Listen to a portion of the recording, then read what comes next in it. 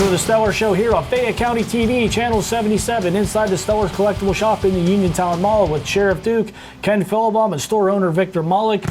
Going to jump right into feedback, right out the gate. Malloy's Paving. You know what? I'm going to slip Mad Dog Russo in. Mad Dog Russo, 724-277-8037. I'm going to do Paul Feinbaum next. 724-323-4179. What do you got, sir? Right now, happy that we went to the Pirate game on Monday. We saw Paul Skenes. Artist. They should call him that.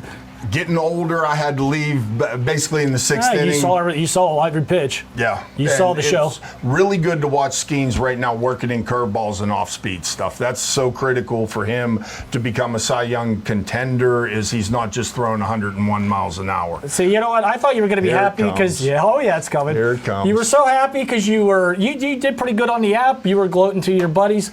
Brad here. Here we go again. The group. We had a lot of the Stellar Show Nation with us. Yeah, it was fun to have most of everybody Absolutely. down We there. had the showrunner Adam with us, 3D Dan, Brad. You can see wearing our Stellar's Collectible or Stellar Show shirt.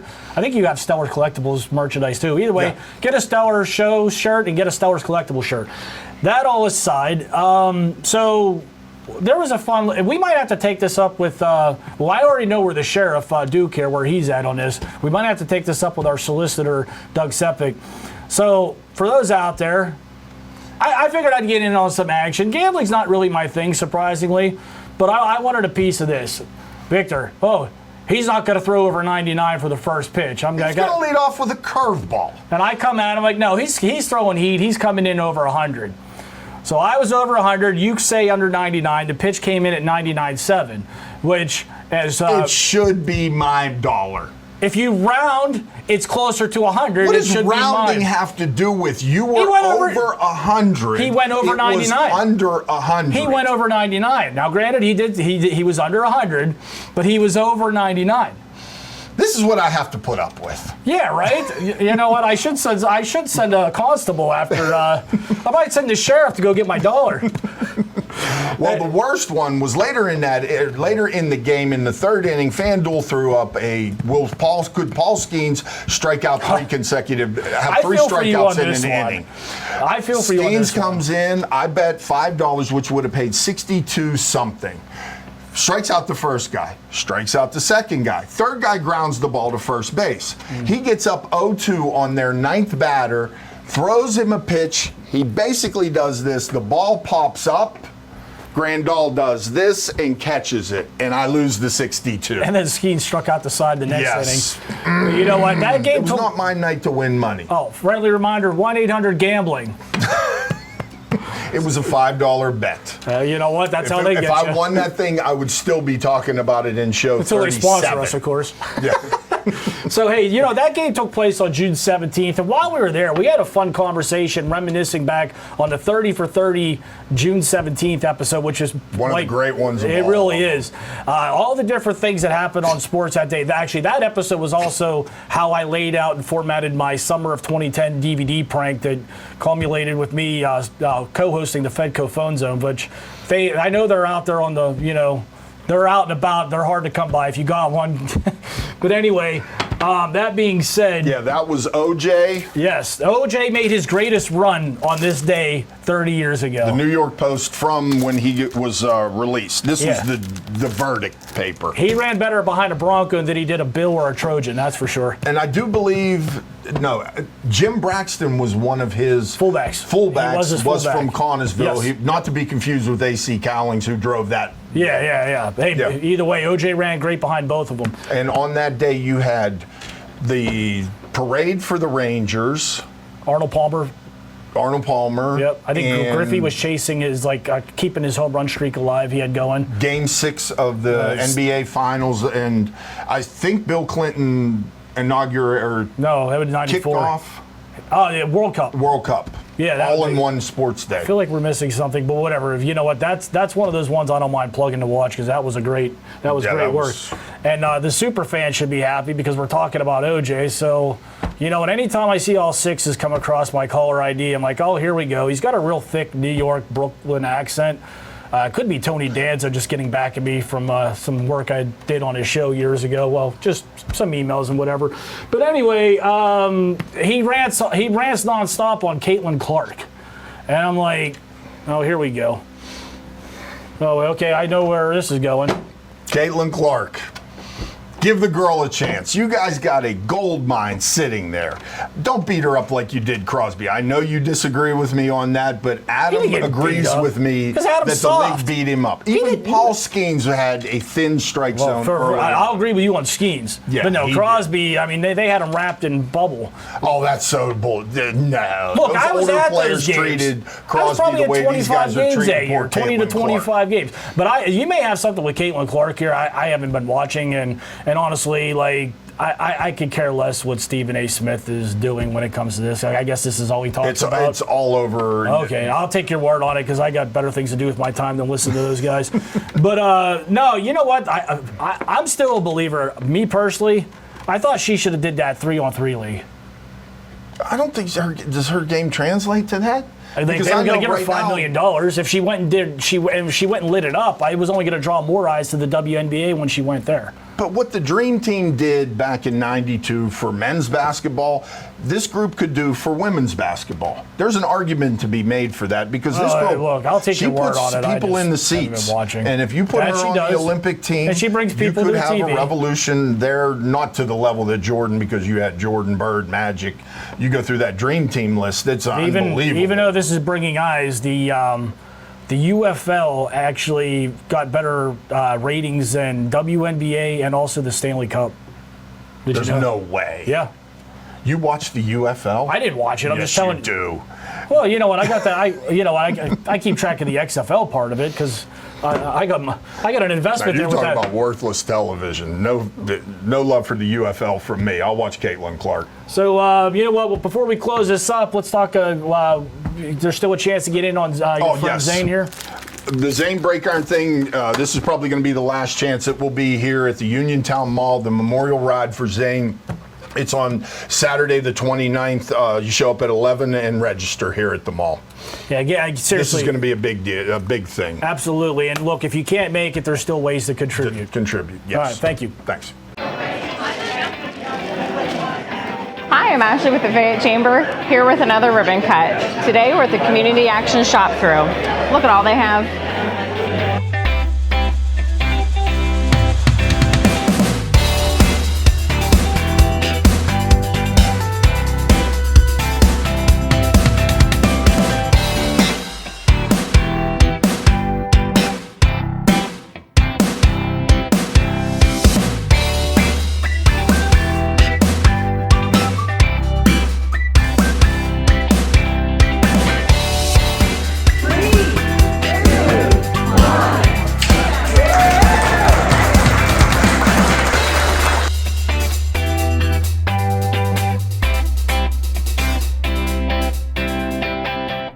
Welcome back to the Stellar Show here inside of the Uniontown Mall on Fayette County TV, Channel 77 with Victor Malik, store owner, Ken Philbaum, and Sheriff Duke here.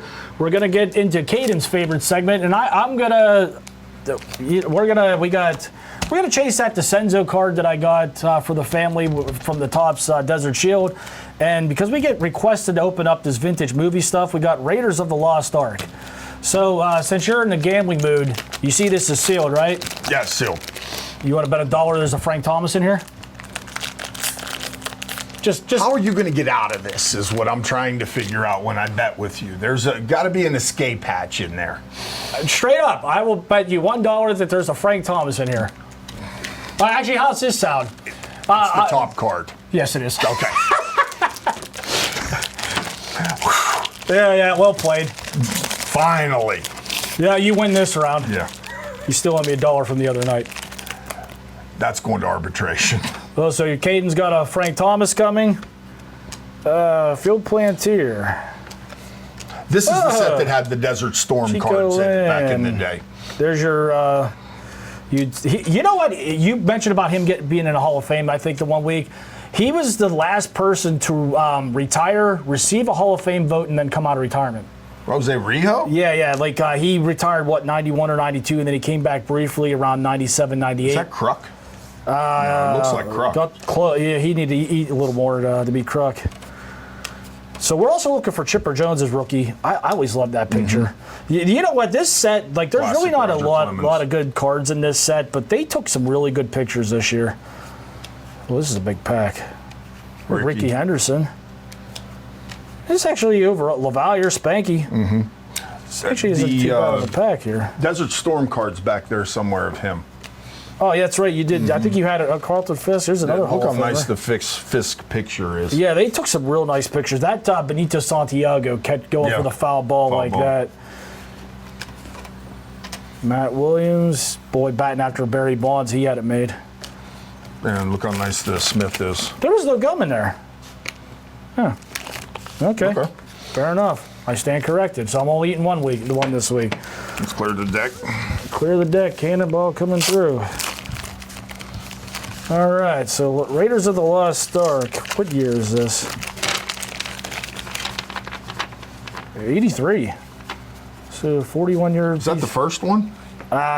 Possibly. Couldn't tell you the last time I watched one of these. So I believe the one that came out this year was like number 4. It's a nice sized piece of gum. Big piece of gum. Oh. Oh. That's painful.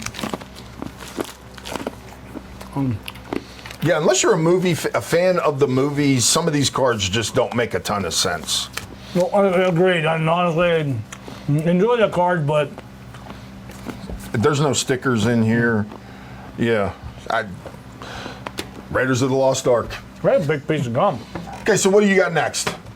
Before I forget, because I jumped the gun, and Smeetek, feel free to smack me the next time you see me, because I forgot my notes, and I'm doing your plug with a mouthful of gum.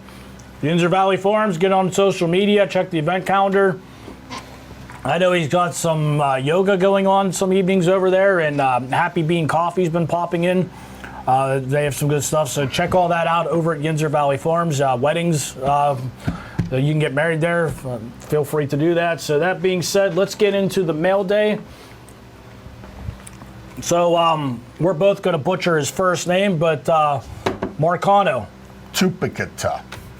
Better than how I was going to do it. But this is a game-used bat of his. And for those that are keeping track, this is the gentleman that just recently got kicked out of baseball for gambling. He's got a lifetime ban, right? He's up there with Pete Rose and Shoeless Joe. And one of his game-used pieces of equipment is going into the Ken Cave where it rightfully belongs. Did you buy that from the Pirates, or was that internet? That was one of the, Kruk, collectibles on eBay. Okay. Yeah, they do a lot of work.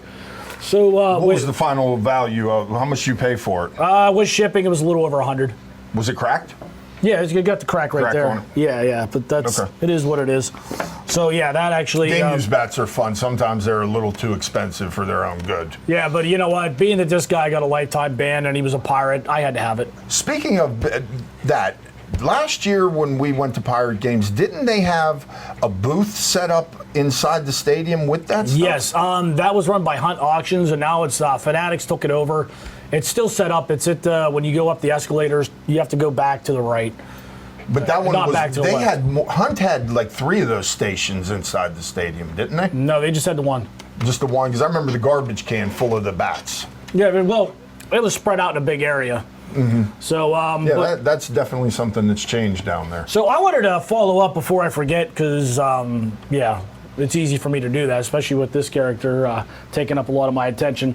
So last week we were messing around with we were repurposing collectibles. Mm-hmm. Like that's the best way to look at that, with how we were, some of these helmets that you've accumulated. Yeah. Like nobody wants Stidham's signature on a Patriots helmet. You would rather get Gronk props or Brady. To Dugan on the Stidham helmet. But you know what? The way you were fighting that, so I brought a few things from my personal collection here. I'm going to move the Marcano bat. First with this Saquon Barkley. This is Penn State. We are. Full-size helmet. This signature here, it actually got smudged at one point just from a light tap. Okay. All right, and then another piece here from the Ken Cave. This ball here is from Super Bowl 43. This actually was a team-issued ball. It was in rotation to be used in the Super Bowl. It just did not get used. So How Ben, many, do you know the number of balls that were in rotation? Normally it's 12 for the regular season. for With the Super Bowl, my understanding, if they could, they would use a ball for every play. For what they kind of like Pete Rose wore a different hat for every inning of the Ty Cobb game. Gave them away. Don't blame them.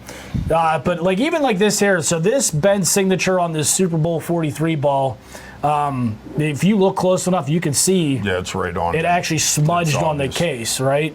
So that's why that's important. Even just I'm because going to let Ken talk. I'm going to grab Yeah. something else that's important. So while you saw how we struggle with that. That's not always the case, I guess, is where I'm going with this.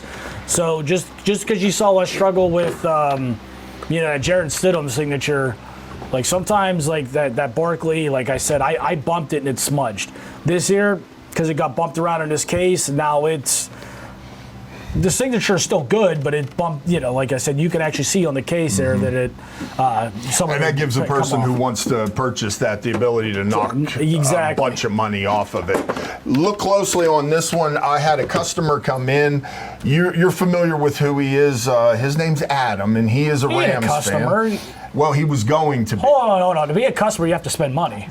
Now you see why we're going with this.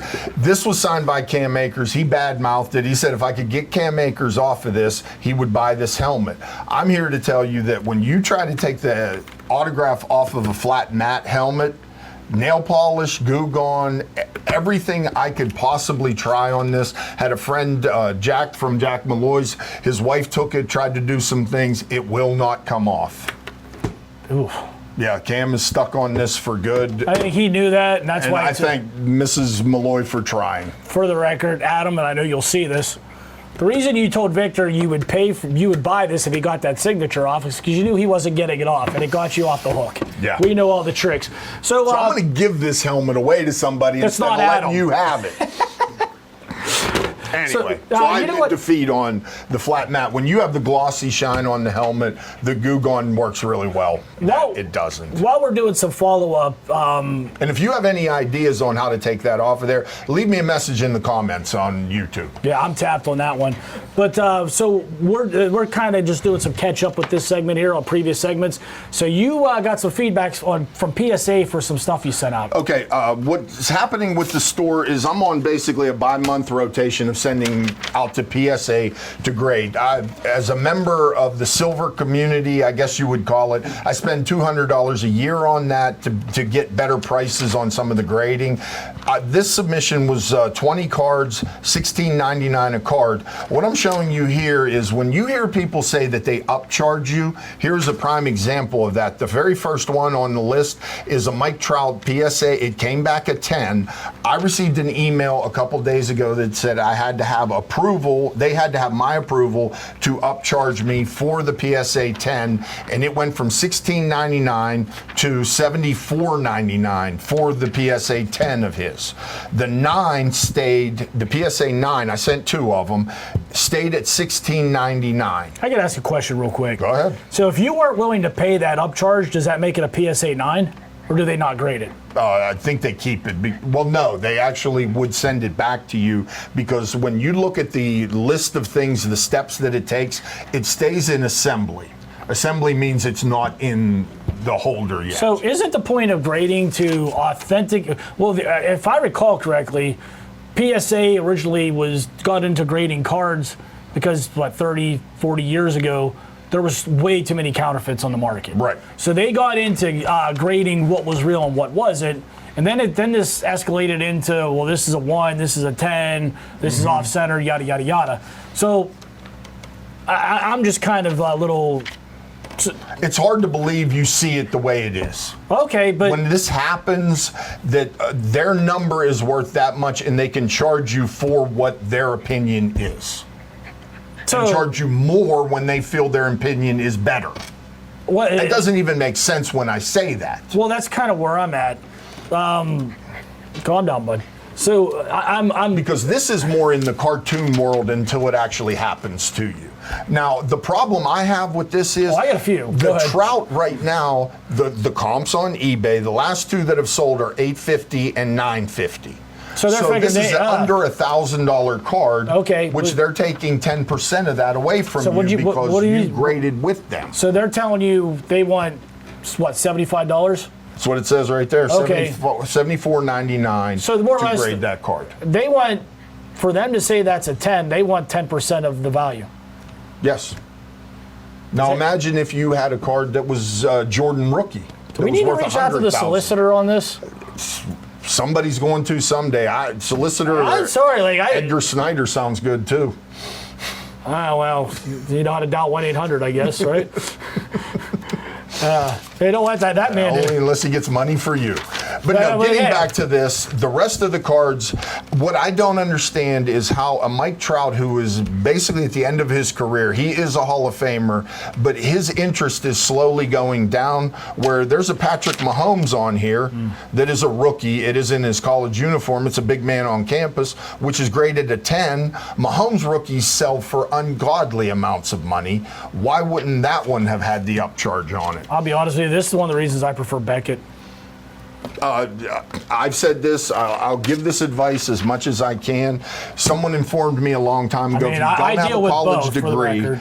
a college degree is a reason to look at your resume and dump it in the garbage that you don't have one. When you go to sell a graded card, if it's not PSA, people can use that against your card if it's Beckett. Can they? Yes, and they do it all the time. Well, so that's what you have. PSA is the state of the art, the one that gets you the most money. I don't know. Well, I mean, but Beckett's actually like a tougher grader, aren't they? They do 4 grades at one time where PSA gives you an overall. And PSA doesn't use half grades like Beckett does, which just causes problems. Because the only thing that really matters when you're doing the grades is the 10. Okay, but people don't really buy 9s. And I get that. But what I'm saying is, being that Beckett's got a reputation for being tougher, like me personally, I want a higher grade from the one that's tougher. As opposed to these fly-by-night mom and pops that popped up left and right. Well, the big conversation at that point, they put 8s and 10s on everything. The big conversation at that point is what's better, a 9.5 Beckett or a 10 PSA? Or a pristine Beckett. Well, pristine Becketts are as rare as it I know, but that's, yeah. So to get one of those is for the record, I like both. And I even like SGC. I think they're fair with their grades. But now my favorite part of this submission on the funny side is my good friend Jack, who does a lot of work for me here in the store, and that's of Jack Malloy's Paving. You can still call to get some paving work done. He sent in a Paul Skenes blue numbered to $2.99 and somehow miraculously got an 8 on it on a brand new card from a pack. No, we already talked about Still trying that. to figure that one out. Well, no, you know what? I don't think we're ever going to crack that one. So we'll be back. Hi, this is Ashley with the Fayette Chamber, here with another ribbon cut. Cow Patty Eats.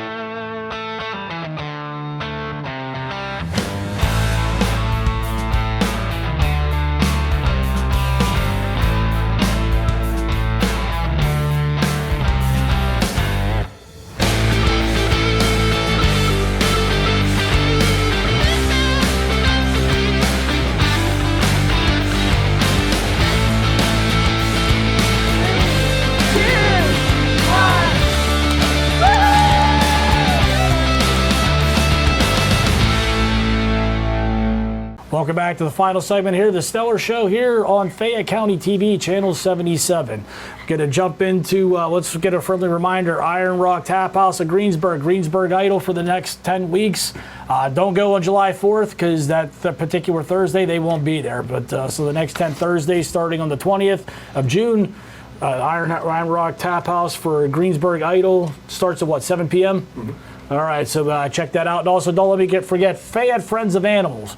Get over there, get yourself a rescue. They got all kinds of events going on. Even if you're not, if you don't have a room for, a cat or a dog, give them, and not just Fayette Friends of Animals, all those shelters out there. Yeah, and if you have any blankets and things like that, food supplies for the dogs, drop them off. They always can use blankets and pillows for the dogs. What do you got going on here? Right now, sad day in baseball. Do you want to discuss this or go ahead. Pirates You're good. first? You got. First thing I want to do, Willie Mays passed away over the weekend or the last couple days.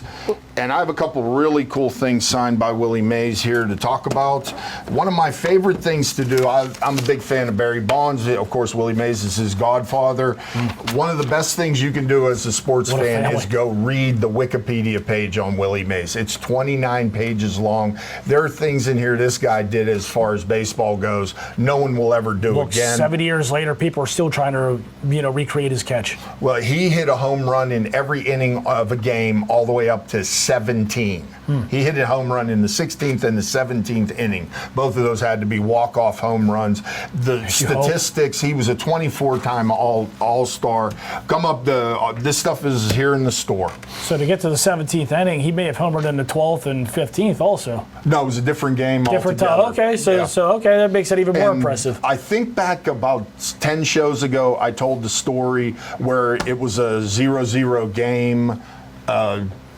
I forget who was pitching. Go back and listen to about show 9. I go through the whole thing. But there's nothing better to me than Willie Mays or even Kareem Abdul-Jabbar's Wikipedia page. Yeah, there's some impressive stuff there unbelievable too. So, Skenes should be pitching Sunday. You in? No, I'm out. I can't do it. All right. Well, I'm too old for you young guys go to all these games. Fair enough. Well, you're going to miss a good time. So, speaking of Skenes, Willie Mays is a multiple-time All-Star. I forget. 24. 24. Wow, it's matched the number, right? Yeah. That's awesome. So, that being said, we just mentioned Skenes. Is he an All-Star?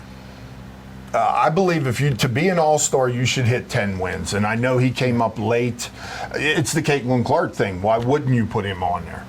I mean, people are going to watch, and it's hard I think to argue. Mitch Keller, if he wins 2 more games, has a spot. Any other Pirates you think might be an All-Star? One of the things that happened on Monday night when we were watching Skenes is Brian Reynolds hit a ball into the corner, and as I turned up, I noticed that he has 86 hits for the season already. Yeah, that's an All-Star right now. He's hitting 6th overall. He has 6th most hits in Major League Baseball. Well, watch out, Major League Baseball. The Pirates are coming. They're a half game out of the wild card as we're talking right now.